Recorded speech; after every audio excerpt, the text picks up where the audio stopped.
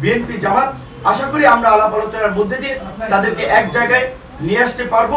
অনেকের যাদের নামে অভিযোগ, যদি নিরপেক্ষ একটা তদন্ত করা হয়, 1000 কোটি টাকা লুটপাট করেছে, এই প্রমাণ পাবেন আপনারা।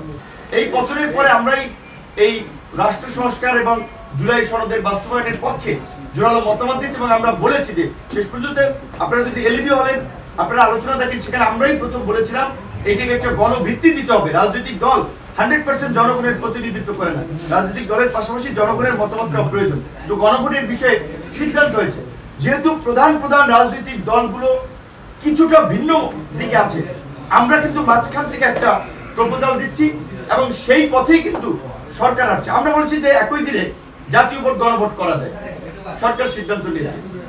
আমরা বলেছি দুই কক্ষে পিয়ার এটা সম্ভব নয় বাংলাদেশের প্রেক্ষাপটে, উচ্চ কক্ষে পিয়ার হতে পারে, সেটাই হচ্ছে।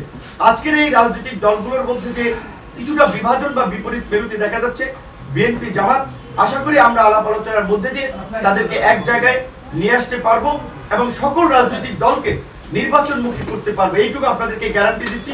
ফেব্রুয়ারির মধ্যেই নির্বাচন হবে। রাজনৈতিক দলগুলো যতই মিডিয়ায় যে ধরনের বক্তব্য দেখতে না কেন, অভ্যন্তরীণ আলাপ আলোচনা ইতিমধ্যেই তাদের সাথে আমাদের যে আলাপ আলোচনা হয়েছে, সবাই প্রধান উপদেষ্টার এই ভাষণকে এবং জুলাই সনদ জারির আদেশকে ইতিবাচকভাবে দেখেছে। এইখানে আর নেতিবাচক ভাবার সুযোগ নেই। হয়তো প্রত্যেক দলের প্রত্যাশা অনুযায়ী এটা পূরণ হয়। আমাদের তো অনেক ক্ষোভ আছে, আমাদের তো অনেক চাওয়া না পাওয়ার বেদনা আছে।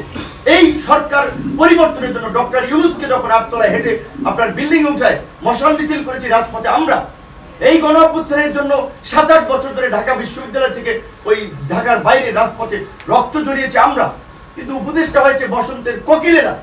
এবং যারা উপদেষ্টা হয়েছে তাদের বিরুদ্ধে কি কি অভিযোগ শুনছি, কোন কোন নেতার বিরুদ্ধে কি কি অভিযোগ শুনছি, এটা পরিষ্কার। যদি তাদেরও অনেকের যাদের নামে অভিযোগ, যদি নিরপেক্ষ একটা তদন্ত করা হয়, 1000 কোটি টাকা লুটপাট করেছে, এই প্রমাণ পাবেন আপনারা।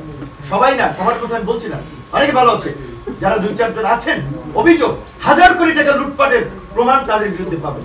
কাজে অনেক কথা বলছি না, সেক্ষেত্রে এইটাই বলছি অন্যান্য দলকেও, আমরা কিন্তু না পেয়েও বঞ্চিত হয়েও কিন্তু দেশ এবং জাতির বৃহত্তর স্বার্থে চুপচাপ আছি। কেউ যদি পরিস্থিতি ঘোলাটে করার চেষ্টা করেন, তাদের কপালে শনির দশা অপেক্ষা করছে, আমাদের জন্য নয়, তাদের কপালে শনির দশা অপেক্ষা করছে। বেশি ভালো না।